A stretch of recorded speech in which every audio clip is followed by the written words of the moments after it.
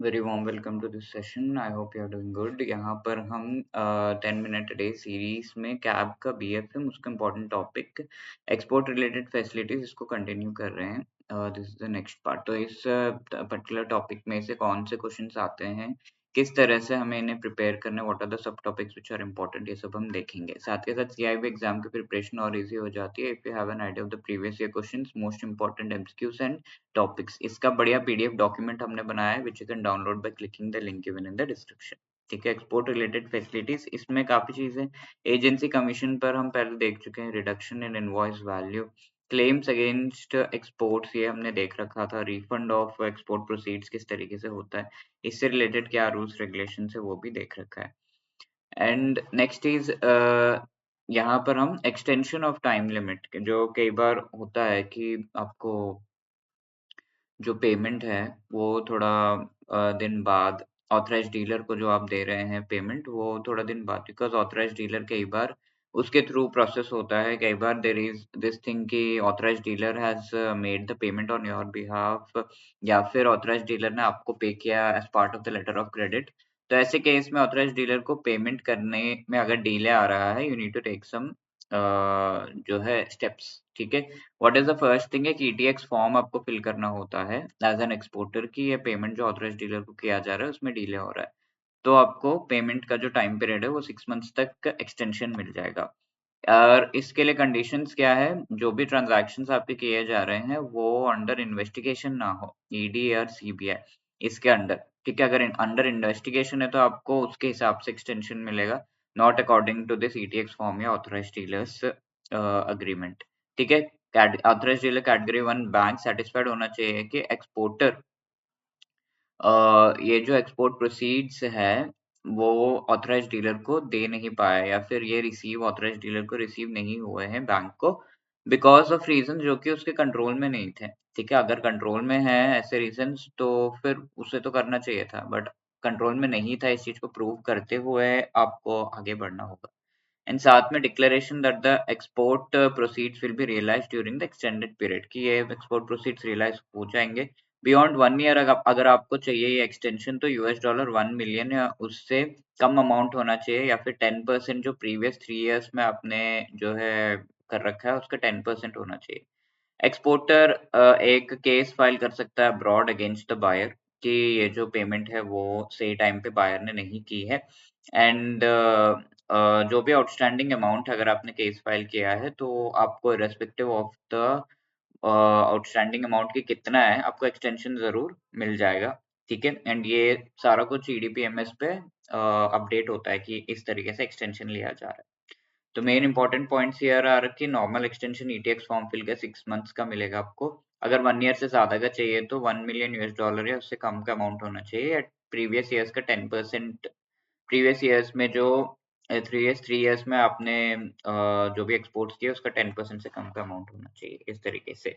और इसके अलावा और भी कोई चीज है तो उसका अप्रूवल आपको आरबीआई से लेना पड़ेगा, जो भी ये चीज मेंशन्ड है, इसके अलावा और कुछ आपको करना है तो। Then there is write off unrealised export bills. कई बार एक्सपोर्ट बिल आप एक्सपोर्ट जो है भेज देते हैं, एंड जो इम्पोर्टर है वो बिल पेमेंट सही टाइम पे नहीं करता बिकॉज ऑफ वेरियस रीजंस। ठीक है, exporter who has not been able to realise outstanding bill self write off किया जा सकता है। What are the conditions in which ये जो है पेमेंट सही टाइम पे नहीं आती है। तो कई बार ऐसा होता है कि ओवरसीज बायर इंसॉल्वेंट हो गया, यानी कि उसने गुड्स तो रिसीव कर लिया बट वो पेमेंट नहीं कर पा रहा, या फिर ये case embassy foreign chambers of commerce के द्वारा सेटल किया जा रहा है कि पेमेंट सही है नहीं है क्या है, गुड्स डिस्ट्रॉय हो गए बीच में, और जहाँ पर एक्सपोर्ट डॉक्यूमेंट डायरेक्टली डिस्पैच कर दिए गए हैं एक्सपोर्टर को, एक्सपोर्टर के द्वारा ओवरसीज कंसाइनी, लेट से कोई कंसाइनी है, उस कंसाइनी ऐसा व्यक्ति होता है जो कि एक्सपोर्ट जो किया जाता है उसे इंपोर्ट करता है एंड वहां उस कंट्री में उन गुड्स को सेल करता है। ठीक है, तो this person is selling these things consignee. तो कंसाइनी जो है को सारे जो गुड्स है वो डिस्पैच हो चुके हैं, इस चीज का डिक्लेरेशन भी आपको देना होगा। ठीक है, तो इस तरीके से ये कंडीशंस अगर हैं तो आप जो है अनरियलाइज्ड एक्सपोर्ट बिल जो पेमेंट नहीं किया गया उसे राइट ऑफ कर सकते हैं। Right of means cancel out कर दीजिए कि इसको पेमेंट करने की जरूरत नहीं है। Okay, when the exports have been taken back या फिर डिस्ट्रॉयड या जो भी हुआ है तो कैंसिल आउट किया जा सकता है। तो सेल्फ राइट ऑफ यानी कि आप खुद से अगर कर रहे हैं तो that is called the self write off. As an exporter 5% तक का जो है, जो पिछले साल में लेट से 100 रुपीज का आपने एक्सपोर्ट्स किए तो इसमें से 5% यानी कि 5 रुपीज तक का सेल्फ राइट ऑफ आप कर सकते हैं कि मुझे ये पर्टिकुलर एक्सपोर्ट्स जो है इसका पेमेंट रिसीव नहीं करना। ये एक SEZ यूनिट और स्टेटस होल्डर एक्सपोर्टर है तो सेल्फ राइट ऑफ 10% तक का कर सकता है, नॉट जस्ट 5%, 10% तक का self write of. Authorised dealer bank है तो वो बैंक के तरफ से अगर राइट ऑफ किया जा रहा है तो 10% ऑफ द एंटायर एक्सपोर्ट जो है वो किया जा सकता है, एंड ऑन क्यूमुलेटिव बेसिस। ये 5% 10% क्यूमुलेटिव बेसिस पूरे साल में जितने एक्सपोर्ट इंपोर्ट वगैरह हुए हैं उनसे रिलेटेड है, ठीक है, ऐड होता है। yes, and it is calculated in that manner. Exporter is allowed to self write off how much? ये आपका क्वेश्चन है। Please do let me know the answer in the comment section. And this was the question asked in the previous session. Which among the following are the caution to be taken by banks in case of exporters refunding bill invoice value? तो due diligence of exporter करना है, yes. Verify the bona fides, yes.